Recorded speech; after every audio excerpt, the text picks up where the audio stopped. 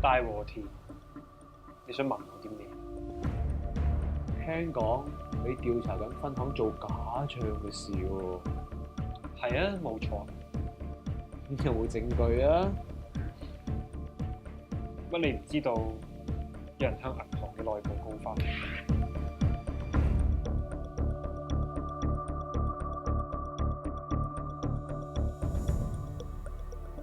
將依世島酒店同分行嘅資金往來記錄攞晒出嚟。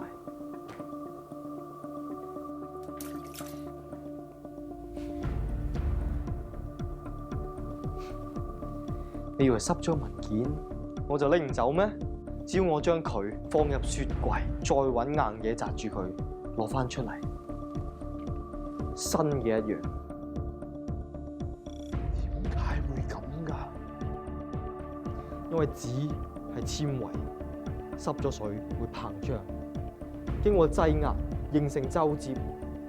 但係當我將佢放入冰格，既可以冷藏，亦可以抽濕。大和田，你今次死緊啊！